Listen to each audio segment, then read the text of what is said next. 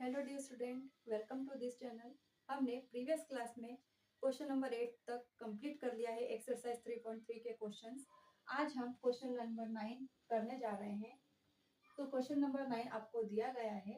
In the figure both RISK and CLUE are the parallelograms and find the value of x। आपको parallelograms के name दिए हैं RISK and CLUE. These are the parallelograms and आपको जो find करनी है value x की value आपको फाइंड करनी है। तो पहला पैरेललोग्राम फिगर कौन सा है? Risk RISK। तो इन द पैरेललोग्राम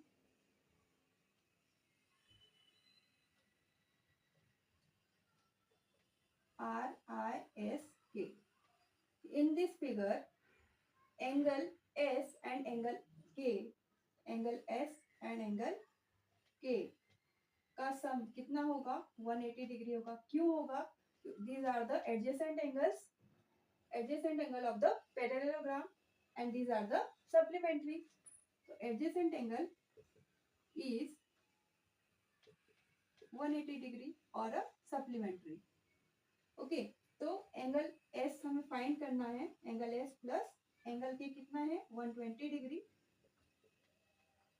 सॉल्व करेंगे, हमें एंगल S की वैल्यू मिल जाएगी 180 degree minus 120 degree. Angle S value हमको मिलेगी 60 डिग्री। अब नेक्स्ट पैरेललोग्राम है CLUE। इन दिस फिगर या in the parallelogram CLUE, here angle L and angle E, angle L and angle E, these are the opposite angles। तो हम इसका use करके हम एंगल E की वैल्यू फाइंड कर लेंगे। तो लिखेंगे हम angle E equal to angle L। These are the opposite angles of the parallelogram, these are equal। okay, then we will get angle E value is 70 degree. now अब देखिए, हमने angle S की value find कर दी थी parallelogram RISK से, और CLUE की value, CLUE parallelogram से हमने एंगल E की वैल्यू फाइंड की है। तो अब हम दीज आर, आपको दिख रहा है अगर ये इंटरसेक्टिंग पॉइंट O है तो ये ट्राइंगल बन रहा है। ट्राइंगल के इंटीरियर एंगल्स का सम कितना होता है? 180 डिग्री होता है। तो हम उसका यूज करके x की वैल्यू फाइंड कर लेते हैं। तो हम लिखेंगे in the triangle EOS angle E plus angle S plus angle O equal to 180 degree. इसकी वैल्यू पुट कर दीजिए। एंगल E की वैल्यू कितनी है? 70 डिग्री। एंगल S की वैल्यू है 60 डिग्री और एंगल O कितना है?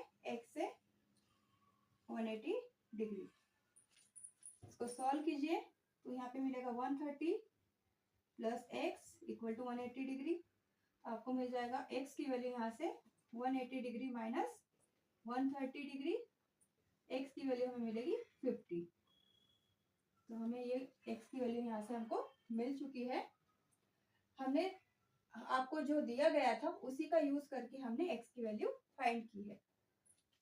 बहुत ही सिंपल क्वेश्चन है, आप इसको रिवाइज कीजिए तो आपको अच्छे से और अच्छे से समझ में आएगा। तो चलिए आज के लिए इतना ही, मिलते हैं अगली क्लास में। तब तक के लिए थैंक यू।